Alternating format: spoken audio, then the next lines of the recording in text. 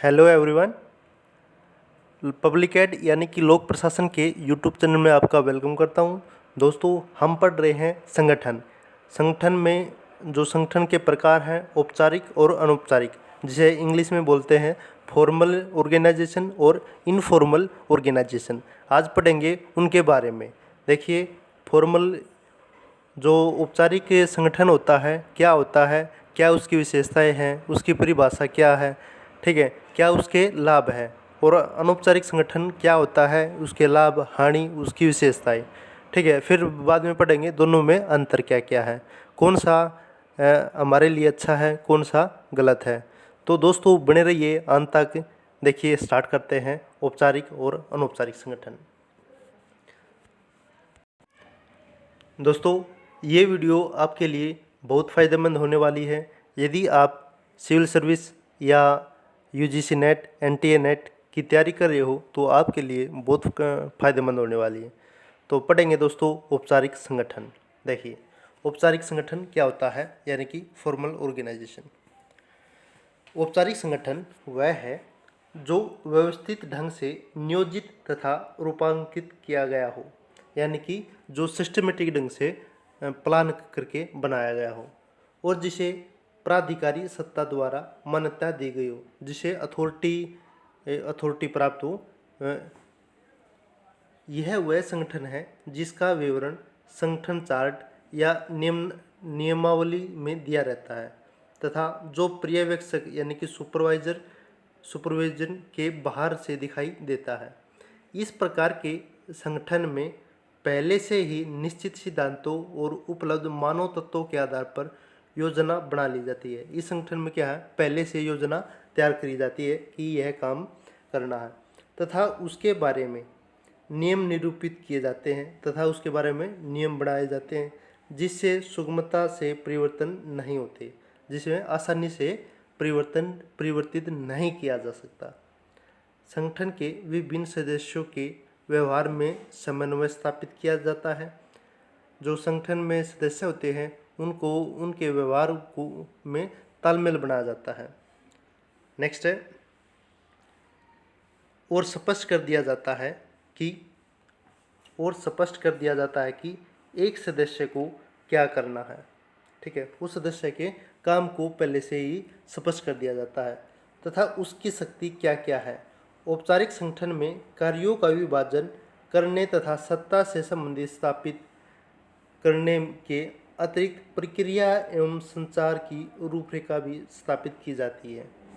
यानी कि पहले से जो संगठन में जो पहले से ही ये बता दिया जाता है कि आपकी क्या क्या कार्य है, क्या आपको अथॉरिटी प्राप्त है, क्या आप कर सकते हो, क्या नहीं कर सकते, ठीक है। इसके नियमों द्वारा यह स्पष्ट रूप से बता दिया जाता है कि कौन किसे नियुक्त करेगा, कौन किसे निर्देश देगा, कौन किस कार्य के लिए किसके प्रति उत्तरदायी होगा, कौन सा निर्णय लेने की शक्ति किस अधिकारी की होगी, यह पहले से ही बता दिया जाता है। औपचारिक संगठन यह मानकर चलता है कि इन नियमों के आधार पर संगठन की प्रकृति को किसी भी समय या किसी भी संदर्भ में समझा जा सकता है। हम एक उदाहरण लेते हैं। उदाहरण के लिए हम यूनिवर्सिटी के संगठन ढांचे को ये कह सकते हैं कि यह औपचारिक संगठन कह सकते हैं। जैसे भाई यूनिवर्सिटी में क्या होता है, भाई हर व्यक्ति का ये होता है, भाई ये काम ये करेगा, ये करेगा, ठीक है। प्रशासनिक काम कार्यों को क्लर्क वगैरह संभालेंगे और शैक्षिक कार्यों को टीचर संभालेंगे, ठीक है। प्रोफेसर, असिस्टेंट प्रोफेसर ये करेंगे, तो सभी को अथॉरिटी प्राप्त होती है, ठीक है। बात करें औपचारिक संगठन की परिभाषा। देखिए, कुछ प्रमुख परिभाषाएं हैं लुई एलन के अनुसार। इन्होंने क्या कहा, यह वह संगठन है जिसमें हर व्यक्ति के लिए निश्चित कार्यों की ऐसी व्यवस्था होती है जिससे प्रत्येक व्यक्ति के अधिकार, कार्य तथा जवाबदेहिता स्पष्ट होती है। देखिए, बिल्कुल सिंपल शब्दों में कहा है लुई एलन ने कि यह वह संगठन है जिसमें हर व्यक्ति के लिए निश्चित कार्य की ऐसी व्यवस्था होती है जिसमें प्रत्येक व्यक्ति के अधिकार, कार्य तथा जवाबदेहिता स्पष्ट होती है। यह सारी व्यवस्था ऐसी होती है कि इसमें कार्यरत सभी व्यक्ति अपने उद्देश्यों की पूर्ति के लिए सभी से प्रभावी ढंग से मिलकर कार्य करते हैं। उसी को औपचारिक संगठन कहा जाता है। हर्बर्ट साइमन के अनुसार औपचारिक संगठन में अमूर्त तथा बहुत कुछ स्थायी नियमों का समावेश होता है जो प्रत्येक सदस्य के व्यवहार को प्रभावित करता है।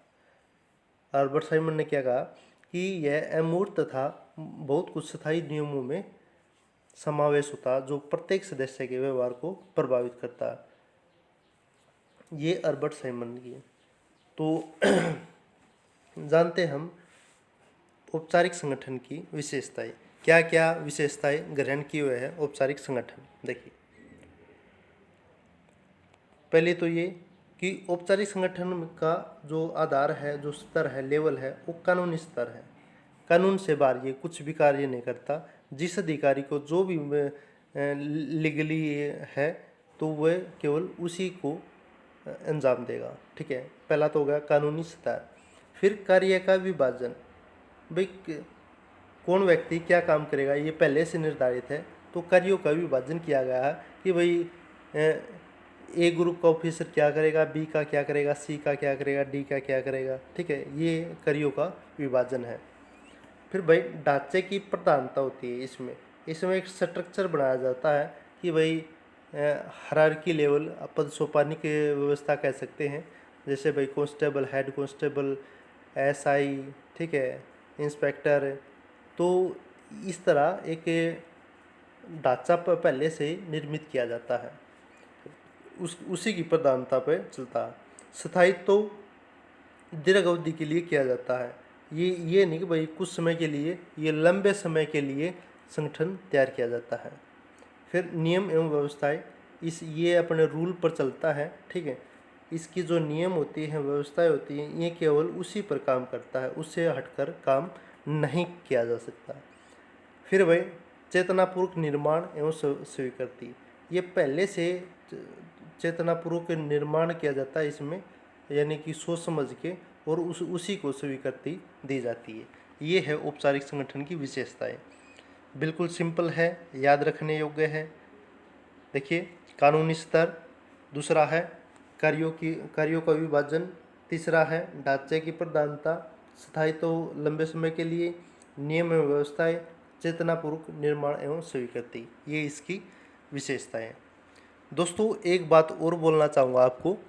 देखिए, यदि आप चैनल पर फर्स्ट टाइम हो तो कृपया करके चैनल को सब्सक्राइब कीजिए ताकि हमारी वीडियोज़ आप समय समय पर देख सकें।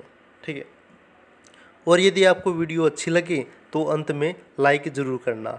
हमने इस वीडियो के अलावा और बहुत सारी वीडियो डाल रखी हैं जो आपके लिए बहुत काफ़ी फ़ायदेमंद होने वाली हैं। ठीक है, इस चैनल पर केवल हम लोक प्रशासन विषय को पढ़ेंगे, कंप्लीट लोक प्रशासन का अध्ययन करेंगे।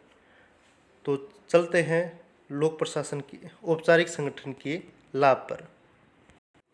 औपचारिक संगठन के लाभ, एडवांटेज ऑफ फॉर्मल ऑर्गेनाइजेशन। देखिए, सबसे पहला इसका लाभ क्या है। इसके माध्यम से दूरगामी, जटिल तथा बहुआयामी लक्ष्य सरलता से प्राप्त किए जाते हैं। ठीक है, जो बहुत दूर हैं, जटिल हैं, यानी कि कठोर हैं, और जिसके बहुत डायमेंशनल हैं, तो वे लक्ष्य बिल्कुल आसानी से प्राप्त किए जाते हैं। फिर दूसरा लक्ष्य है प्रत्येक कर्मिक के अधिकार, दायित्व तथा सीमाएं निश्चित होने से समन्वय प्रक्रिया सरल बन जाती है। भाई एक दूसरे में कोऑर्डिनेशन, तालमेल आसानी से बन जाता है। भाई मेरा ये काम है, मैं ये करूँगा, ये करके मैं कुछ काम करूँ। ठीक है, तो ये मेरा दायित्व है, यहाँ तक ये कर सकता हूँ, ये मेरे से बाहर है। तो ये कर्मी को पहले से निश्चित हो जाता है। ठीक है, जिससे वह संतुष्ट भी हो जाता है। तीसरा है अव्यक्तिगत तथा तटस्थ संबंध पक्षपात तथा और द्वेष को समाप्त कर देता है। भाई इसमें किसी प्रकार का द्वेष नहीं रहता कि ये मैं काम क्यों करूं, ये तो उसका है। ठीक है, इसमें तो कोई पक्षपात नहीं रहता और ना ही किसी से द्वेष रहता। फिर है चौथा जो इसका लाभ है, संगठन के कार्यों की गति प्राय तेज होती है। तो इससे क्या होता है, संगठन के जो कार्य है ना वो तेजी से हो जाते हैं, ठीक है, क्योंकि किसी को डाउट नहीं रहता, क्योंकि सत्ता के स्तर, निर्णय के स्तर तथा दायित्वों का निर्धारण स्पष्ट हो जाता है। भाई किसी को डाउट नहीं है कि भाई यूँ काम है तो मैंने करना ही करना है, ये काम तो मेरा ही है। तो इससे कर्मचारियों में कार्यकुशलता बढ़ती है। फिर भाई पांचवा जो है वो है, किसी भी कार्य में रुकावट आने या असफल रहने पर सरलता से जवाबदेहिता निश्चित की जाती है। भाई किस कर्मचारी के पास फाइल रुकी हुई है ये भी आसानी से पता लगाया जा सकता है, ठीक है, ये फाइल क्यों असफल हुई, ये काम क्यों असफल हुआ, इसका भी पता आसानी से लगाया जा सकता है, क्योंकि सभी को कार्यों का बंटवारा या विभाजन किया गया है। फिर छठा जो इसका लाभ है वो है, मशीन, मनुष्य, सामग्री, वित्त तथा तकनीकी सहित अन्य सभी संसाधनों का समुचित उपयोग सुनिश्चित किया जाता है।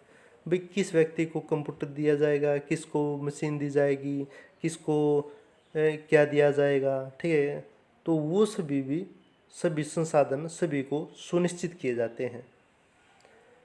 फिर जो सातवां इसका लाभ है वो है, संगठनात्मक कुशलता, प्रभावशालीता और उपादेयता का स्तर उच्च बना रहता है। इससे संगठन में कुशलता आती है और संगठन प्रभावी भी होता है।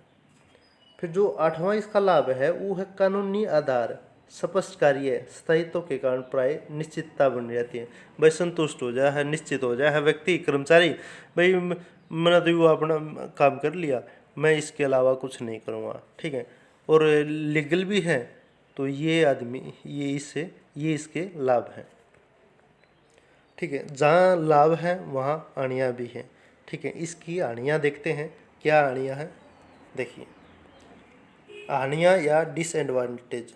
तो जो सबसे बड़ी इसकी हानि है वो ये है कि भाई औपचारिक संगठन में मानवीय महत्व को बुला दिया जाता है।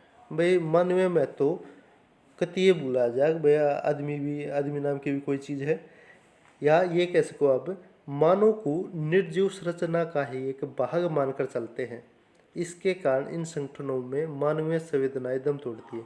देखिए कोई व्यक्ति गया, ठीक, किसी को अथॉरिटी प्राप्त है, अक्सर हम किसी भी डिपार्टमेंट में किसी भी विभाग में जाते हैं, अक्सर कुछ न कुछ काम होता है, जितने भी जैसे भी जिस भी हम विभाग में जाते हैं वो क्या है, हमारा औपचारिक संगठन है, ठीक है।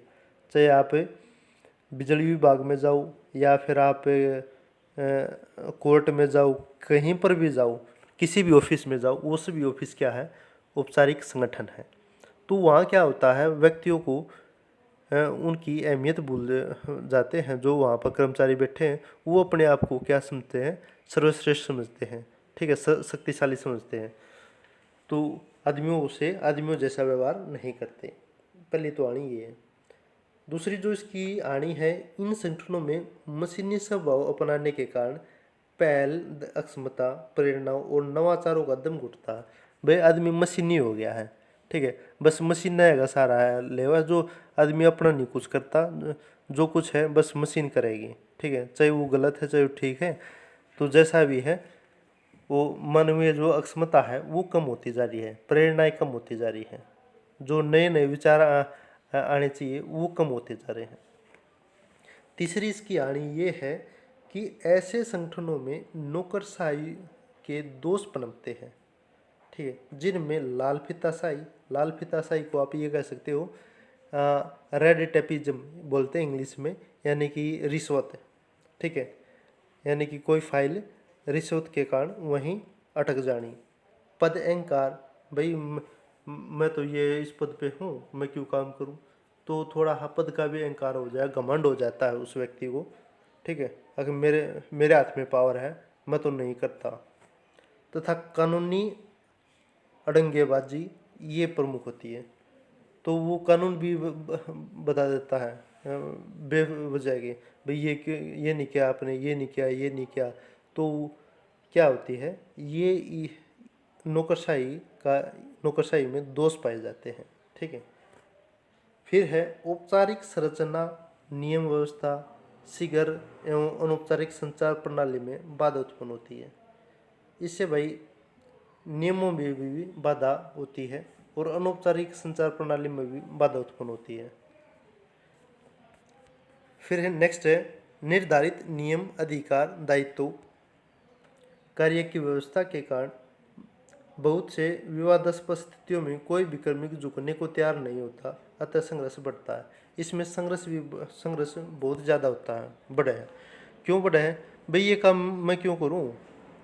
अधिकार, नियम, दायित्व, कार्य की व्यवस्था के कारण बहुत सी स्थिति में ऐसा होता है, एक काम एक विभाग में 4 क्लर्क है, 5 क्लर्क है, ठीक है, तो भाई कोई भी काम कर दो, ये कह दिया जी मैंने तो ठीक किया था, उसने गलत किया, तो कोई भी झुकने को तैयार यानी कि अपनी गलती मानने को कोई भी तैयार नहीं होता।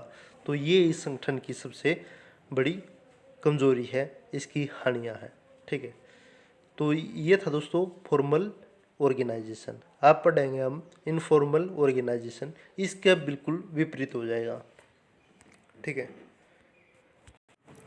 इनफॉर्मल ऑर्गेनाइजेशन, देखिए अनौपचारिक संगठन क्या होते हैं? मनुष्य एक सामाजिक प्राणी है, अतः वह प्रशासनिक समुदाय में रहता है एवं किसी औपचारिक संगठन में कार्य करते हुए अपनी इच्छा, शौक तथा हितों के अनुरूप कुछ छोटे, अस्थायी और संतुष्टिदायक संगठन बना लेता है। वो औपचारिक संगठन में ही वो कुछ अपने अनौपचारिक संगठन बना लेता है, ठीक है। जैसे भाई कर्मचारियों के साथ क्या है भाई, आपसी रिश्ता, भाई है तो यार आजा बैठ ये कर ये काम, ठीक है। तो ये क्या है? ये अनौपचारिक संगठन है। और जब ये आता है सर ये करना, सर वो नहीं है, एक्सक्यूज मी सर, तो ये जब जब जहाँ पर सर शब्द का यूज किया जाता है ना, मैं ये कह सकता कहना चाहूँगा कि भी वहाँ पर फॉर्मल ऑर्गेनाइजेशन होगा, और जहाँ पर ये भाई छोटे भाई बैठ, बड़े भाई करो ये काम, तो ये क्या है? इनफॉर्मल है। वहाँ पर नियम नहीं देखे जाते, ठीक है। वहाँ मानवीय संबंधों को अहमियत दी जाती है। देखिए आगे पढ़ते हैं। अनौपचारिक संगठन के नाम से विख्यात इन संगठनों को प्राय औपचारिक संगठन की परछाई या प्रतिबिंब भी कहा जाता है। औपचारिक संगठन की परछाई या प्रतिबिंब किसे कहा जाता है? अनौपचारिक संगठन को, यानी कि उन्हीं की परछाई ये देखने को मिलती है, क्योंकि औपचारिक संगठन में उसी प्रकार के अनौपचारिक संगठन अवश्य पाए जाते हैं जिस प्रकार का औपचारिक संगठन होता है। भाई काम तो करने होते हैं, ठीक है। जब ये पता है भाई ये काम मैंने करना, एक कर्मचारी से नहीं हुआ तो वो क्या करेगा? दूसरे कर्मचारी से सहयोग ले लेगा, ठीक है, आपसे सहयोग, और उनमें एक बंधुत्व की भावना हो जाएगी। तो वो क्या हो जाएगी फिर? वो धीरे धीरे क्या होगा? अनौपचारिक संगठन का अनौपचारिक रूप ले लेगा, ठीक है।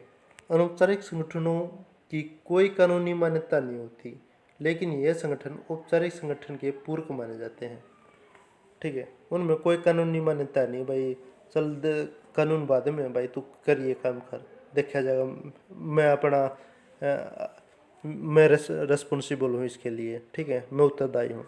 तो वो क्या हो जाता है? अनौपचारिक संगठन। चेस्टर बर्नार्ड ने क्या बताया इसके बारे में? देखिए अनौपचारिक संगठन की बहुत बहुत अच्छी परिभाषा दी है इन्होंने।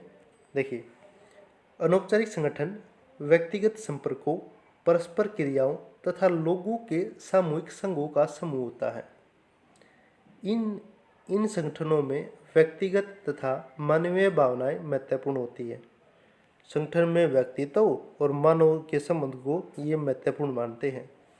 किसी भी औपचारिक संगठन में कार्यरत व्यक्ति अपनी अपनी रुचियों, इच्छाओं, समस्याओं, जिज्ञासाओं तथा भावनाओं के अनुरूप एक समूह बना लेता है। भाई जिसके साथ जिसका तालमेल अच्छा बनता है, ठीक है, जिसमें इंटरेस्ट है, जिस कर्मचारी के साथ है, वो एक समूह बना लेते हैं, ठीक है, यानी कि ग्रुप कह सको हो, ग्रुप बना लेते हैं। जैसे ये आपने उदाहरण है ये, जैसे दोपहर में एक स्थान पर बैठकर खाना खाने वाले कार्मिक, सायंकाल एक स्थान पर खेलने वाले कार्मिक, एक ही बस में या ट्रेन में यात्रा करने वाले साथी, एक ही कक्षा में पढ़ने वाले विद्यार्थी, एक जैसी कला कौशल या गुणों से युक्त व्यक्ति या एक ही कक्षा में बैठने वाले कर्मचारी अपना एक अनौपचारिक संगठन निर्मित कर लेते हैं। भाई कि किसी को एक ही बस में जाना है, ठीक है, सपोज करो एक रूट के जितने कर्मचारी होते हैं ना, वो क्या होते हैं, वो मान लीजिए एक कर्मचारी गाड़ी लेकर आता है, तो वो कर्मचारी क्या करते हैं, भाई हमें भी बिठा लिया करो तो हम वहाँ मिल जाएंगे आपको। तो वो क्या है, उनका एक समूह बन जाता है। या फिर लंच टाइम होता है तो सभी एक जगह बैठकर क्या करते हैं, वो खाना खाते हैं। तो वो जिसका जिसके साथ मेल खाता है वो उसी प्रकार का अपना समूह बना लेते हैं। तो इसी को अनौपचारिक संगठन कहा जाता है। देखिए कीथ डेविस ने क्या बताया है, इन्होंने बताया कि यह व्यक्तिगत एवं सामाजिक संबंधों का एक ऐसा जाल है जिसे स्थापित करने के लिए किसी औपचारिक संगठन की आवश्यकता नहीं पड़ती। यह व्यक्तिगत एवं सामाजिक संबंधों का ऐसा जाल है जिसे स्थापित करने के लिए किसी भी औपचारिक संगठन यानी कि कानून नियम इनकी आवश्यकता नहीं पड़ती। भाई कानून ने कहा होगा कि मैं इसका दोस्त बनूं, ठीक है, कोई भी किसी का भी दोस्त हो सकता है। फिर स्ट्रोंग के अनुसार अनौपचारिक संगठन वह सामाजिक ढांचा है जिसका निर्माण व्यक्तिगत आवश्यकताओं की पूर्ति के लिए किया जाता है। भाई आदमी अपनी आवश्यकता की पूर्ति के लिए जिससे उसको काम पड़ता है उसी के अनुरूप वो एक ढांचा तैयार कर ले हैं, ठीक है, उसी को अनौपचारिक संगठन कहा जाता है। इसकी विशेषता जानते हैं। देखिए अनौपचारिक संगठन की विशेषताएं क्या है। पहली तो यह है स्वनिर्मित। भाई ये ऑटोमेटिक बन जाता है, ठीक है, आदमी खुद ही बना लेता है, ये कोई बनाता नहीं। मैंने ये जिससे काम है मैं उसे हर रोज़ का काम पड़ता है मुझे, ठीक है, डेली जिससे मैंने काम है या जो जो मेरे संपर्क में, तो वो क्या है, मैं ऑटोमेटिक उसी से एक ऐसा संबंध बना लूँगा कि वो मेरा मित्र हो जाए, यानी कि मित्रतापूर्ण व्यवहार हो जाए। समान मान्यताएं, भाई दोनों एक जैसा व्यवहार करेंगे, ये नहीं कि भाई मैं उसके साथ अलग कर रहा हूँ वो मेरे साथ अलग करेगा। अगर हम तो ये अनौपचारिक संगठन या अनौपचारिक समूह तभी बनेगा जब दोनों एक दूसरे से मेल खाते हों, यानी कि एक जैसी मान्यताएं रखते हों। अनौपचारिक नियम उसमें कोई कानून नहीं होता, कोई नियम नहीं होता, ठीक है, उनके पर्सनल व्यक्तिगत नियम होते हैं, ये भी कह सकते हो।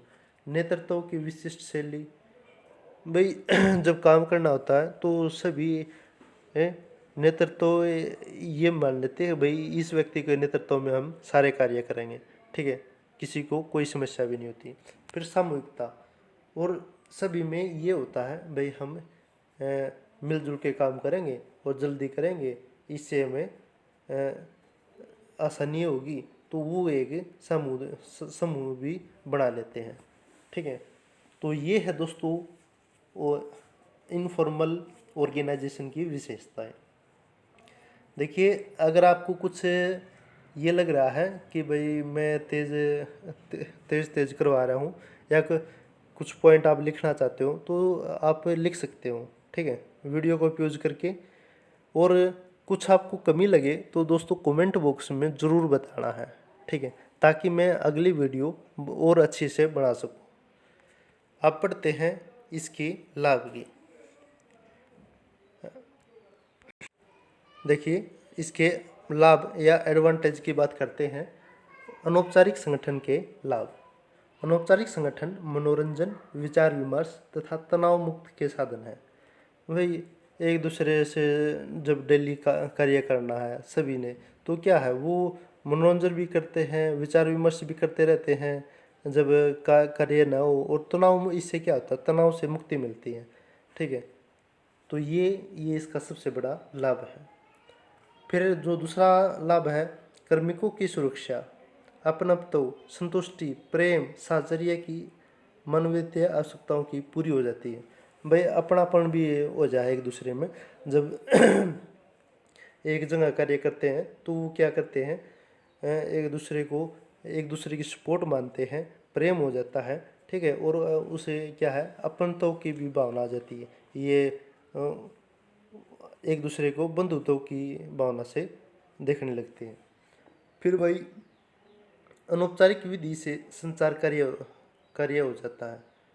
वो जो कम्युनिकेशन है वो भी अनौपचारिक इनफॉर्मल तरीके से हो जाता है। हाँ भाई कहाँ है, जल्दी आ, ठीक है ये काम करना है। तो इस तरह की भी वो सरवाड़ी या दो जो नियम बनाए गए थे वो नहीं रहते।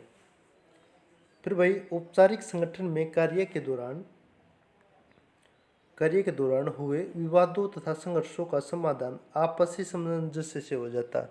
भाई दो कर्मचारियों में झगड़ा हो गया तो वो क्या हो गया, वो जो संघर्ष है उसका समाधान वो आपसी तय हो जाता। चल भाई कोई बात नहीं यार, आप डेली काम करने वाले हो, यहाँ ये है आपको इसकी ज़रूरत पड़ेगी, ये मतलब एक दूसरे को समझाने वाले और कर्मचारी बहुत हो जाते हैं और उससे सामंजस्य भी आसानी से हो जाता है, उसका समाधान आसानी से हो जाता है।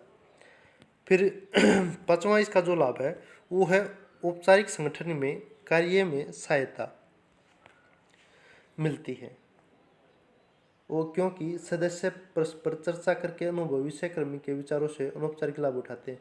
भाई मुझे कंप्यूटर कार्य नहीं आता, ठीक है, मैंने किसी दूसरे कर्मचारी से काम करवाना, तो क्या करूँगा भाई, ये काम कर दे मेरा, ये मैं आपका कोई और काम कर दूंगा, ठीक है, जो हाथ से लिखने का होगा या कोई और काम होगा वो मैं कर दूंगा। तो इससे क्या है, अनुभवी सहकर्मी होगा जिसे उसका पहले से लाभ होगा, अनुभव होगा काम करने का, तो उसका भी लाभ वो उठा लेते हैं। फिर छठा जो लाभ है इसका, स्वाभाविक रूप से इन संगठनों में सहयोग, समन्वय तथा त्याग की भावना व्याप्त होती है। इसलिए कार्मिकों को संगठनात्मक समाजीकरण होता है। एक दूसरे से सहयोग लेना, उनमें तालमेल बनाए रखना, त्याग की भावना, भाई चल मैं तेरे लिए ये काम कर देता हूँ, ठीक है, तो मैं आपके लिए ये काम कर देता हूँ। तो ये क्या है, ये सब उनमें एक समाजीकरण की भी, ये समाजीकरण की प्रोसेस कह सकते हो, समाजीकरण की भावना जागृत होती है, ये कह सकते हैं। फिर जो सातवां इसका लाभ है, यह संगठन सांस्कृतिक मूल्यों, आदर्शों, परंपराओं तथा विरासत की रक्षा करता है। ठीक है, ये जो हमारे वैल्यूज हैं उनको भी बनाए रखता है। ये थी इसकी दोस्तों इसके लाभ। अब इसके लाभ के साथ इसकी कुछ हानियाँ भी है। अनौपचारिक संगठन की क्या हानियाँ हैं, देखिए उनको देखते हैं। देखिए हानियाँ या डिसएडवांटेज, जो सबसे पहले इसकी हानि है वो ये है, अनौपचारिक संगठन में सूचना का आदान प्रदान बहुत शीघ्रता से होता है। यह प्रक्रिया रचनात्मक होते हुए भी कभी कभी गलत, अधूरी या भ्रामक सूचनाओं के आधार पर अफवाहों को जन्म देती है, जो औपचारिक संगठन के लिए घातक हो सकती है। भाई मैंने किसी को कोई बात बता दी, ठीक है, औपचारिक संगठन में तो क्या हुआ, सूचना आएगी एक चैनल के माध्यम से, भाई डी कर्मचारी को बताया सी से, सी ने बताया बी से, बी ने बताया ए से, तो इस तरह चैनल के माध्यम से आएगी। लेकिन इसमें क्या होता है, वो व्यक्ति सीधी सूचना किसी के भी बारे में कोई अफवाह है, कुछ गलत है, अगर भाई ये बात सुनिए मैंने ये हो गया, तो वो क्या है, एक अफवाह हो सकती है, तो जो औपचारिक संगठन के लिए घातक हो सकती है। सेकंड जो इसकी डिसएडवांटेज है, हानि है, वो है ये है, अनौपचारिक संगठन किन्हीं मूल्यों तथा मान्यताओं के प्रसार हेतु गठित किए जाते हैं। बहुत से संगठन सुधारात्मक प्रक्रिया या परिवर्तन का विरोध कर औपचारिक संगठन में जड़ता को बढ़ावा देते हैं। ठीक है, तो क्या होता है, ये भी देखने को मिलता है, भाई उनमें किसी में संगठन का अगर सुधार करना है, ठीक से उसमें, तो उस जो उनमें उसमें परिवर्तन नहीं कर पाते हैं, सरकार चाहे तो परिवर्तन नहीं कर सकती, क्योंकि उनमें वो उसका विरोध करने लग जाते हैं कर्मचारी। ये भी इसमें देखने को पाया जाता है। फिर जैसे इन संगठनों में सदस्यों के व्यवहार के क्रम में कुछ प्रतिमान या नियम थोपे जाते हैं, जिन्हें कुछ सदस्य दबावपूर्वक सहन करते हैं। इसमें कुछ काम ऐसे भी होते हैं भाई, वो थोप दिए जहाँ भाई ये तो आपने करने हैं, ठीक है। अगर वो फॉर्मल है तो उसमें तो पहले से है भाई, ये कर्मचारी ये काम करेगा, इससे बाहर कुछ नहीं करेगा, ठीक है, ना ही उसको अथॉरिटी। तो इसमें क्या है, कुछ दबाव पूर्वक थोपे जा है भाई ये काम तो आपने करने हैं। मान लिया किसी को कंप्यूटर आता है, ठीक है, और 5 कर्मचारी है, एक कर्मचारी को कंप्यूटर आता है, वो कंप्यूटर वाले काम सभी क्या करेंगे, पांचों कर्मचारी उसी से करवाएंगे भाई ये काम तो आपने करना है, हमें ये काम नहीं आता। तो ये भी इसकी एक आनी है। फिर जो चौथी इसकी आनी है, यह संगठन अस्थायी तथा अल्पायु होते हैं, यानी कि कुछ समय के लिए होते हैं, ठीक है। अस्थायी यानी कि जिसकी कोई लिमिट नहीं, ये नहीं पता भाई ये कब समाप्त हो जाए। अतः कुछ अनौपचारिक संगठन अच्छे प्रभावी होते हुए भी पूर्ण योगदान नहीं दे पाते। भाई 5 कर्मचारी हैं, 2 की बदली होगी, उनमें क्या हो जाएगी, या फिर सभी की आपस में बदली होगी एक दूसरे, तो वो क्या हुआ, अस्थायी हो गया, ठीक है, थोड़े समय के लिए हो गया। और 5वीं है, कई बार किसी विषय पर औपचारिक एवं अनौपचारिक संगठनों में मतभेद हो जाने पर अनावश्यक रूप से कर्मियों के मध्य मनमुटाव बढ़ जाते हैं। भाई ये भी हो जाता है, इसमें ये मनमुटाव एक दूसरे में मतभेद होने पर मनमुटाव भी बहुत ज़्यादा होते हैं, ठीक है। भाई कि कोई विषय है, कई बार किसी विषय पर एक विषय को लेकर भाई ये काम मेरा नहीं है, ये उसका है, मैं क्यों करूं, ठीक है, तो इससे मनमुटाव भी हो जाते हैं। तो ये थी दोस्तों इसकी अनौपचारिक संगठन की हानियाँ। दोनों आपको, मुझे लग रहा है कि आपको दोनों अच्छे से समझ में आए होंगे। मैंने बिल्कुल आसान और सिंपल भाषा में आपको समझाने की कोशिश की है। आप इसको दोनों को कंबाइंड समझते हैं, ठीक है। इसमें अंतर देखिए, औपचारिक और अनौपचारिक संगठन में क्या अंतर है। देखिए, औपचारिक और अनौपचारिक संगठनों में अंतर देखिए। औपचारिक, यहाँ पर हम औपचारिक संगठन के तत्वों के आधार लेंगे और यहाँ पर इससे उसमें लेंगे अनौपचारिक संगठन। देखिए, आधार जो जिस बेस पे हम अंतर करे हैं वो सबसे पहले बात करते हैं निर्माण की। औपचारिक संगठन में क्या होता है, निर्माण होता है, वो अधिकारियों द्वारा निर्मित किया जाता है, ठीक है, अधिकारी तंत्र द्वारा निर्मित किया जाता है। और इसमें क्या होता है, यह स्वतः ऑटोमेटिक अधिकारी खुद कर लेते हैं, ठीक है। एक तो ये, फिर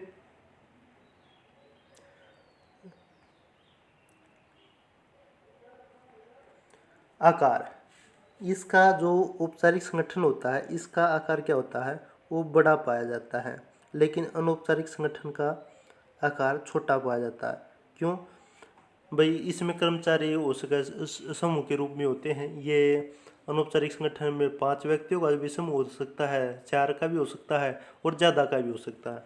और इसमें क्या होता है, आकार बहुत बड़ा होता है, सभी कर्मचारियों का एक समूह माना जाता है। फिर भाई उद्देश्य, औपचारिक संगठन का क्या उद्देश्य है, लक्ष्यों तथा जटिल कार्यों की पूर्ति हेतु ये किया जाता है। जबकि अनौपचारिक संगठन में क्या किया जाता है, सदस्यों की सामान्य मानवीय आवश्यकताओं की पूर्ति हेतु, जो सदस्य हैं उनकी एक दूसरे की आवश्यकता की पूर्ति के लिए ये जो अनौपचारिक संगठन बनाया जाता है। बात करें स्थायित्व की, औपचारिक संगठन स्थायी है, लंबे समय तक के हैं, ठीक है, यानी कि दीर्घकालीन है। और ये क्या है, अस्थायी है, ठीक है, ये अल्पायु है, यानी कि थोड़े समय के लिए। फिर भाई प्रमुखता, प्रमुखता क्या होती है, औपचारिक संगठन की जो प्रमुखता होती है वो ढांचे पर बल देती है। किस पर, ढांचे पर बल, ये जो बल देते हैं ढांचे पर बल दे हैं, यानी कि संरचना पर। और अनौपचारिक किस पर दे है, मानवीय संबंधों पर, मानवीय संबंधों पर बल देते हैं। फिर भाई नियम, नियम या कानून कह सकते हैं हम। जो औपचारिक संगठन में नियम और कानून होते हैं वो लिखित होते हैं, लिखित होते हैं, कठोर होते हैं, ठीक है। हर कर्मचारी के लिए स्पष्ट भी होते हैं कि भी उसमें क्या काम करना है और यदि नहीं किया तो उसके लिए क्या दंड है। ठीक है।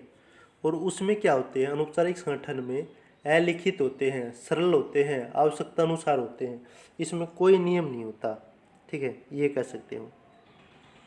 आपसे समझ किस में होती है, जो सभी औपचारिक संगठन में सभी सदस्यों की अपनी अपनी राय और कार्य प्रणाली होती है। ठीक है। इसमें अनौपचारिक संगठन में क्या होती है, सभी में समान मिलेगी। ठीक है। तो ये थी दोस्तों औपचारिक और अनौपचारिक संगठन में अंतर। दोस्तों, आपको ये वीडियो कैसी लगी? वीडियो अच्छी लगी तो लाइक ज़रूर करना, और कुछ गलत है तो कमेंट बॉक्स में लिख के बताना। दोस्तों, लोक प्रशासन की सभी वीडियो आप इस चैनल पर देख सकते हो। ठीक है दोस्तों, अपने दोस्तों को शेयर करना और चैनल को सब्सक्राइब करना ना भूलें। थैंक यू दोस्तों।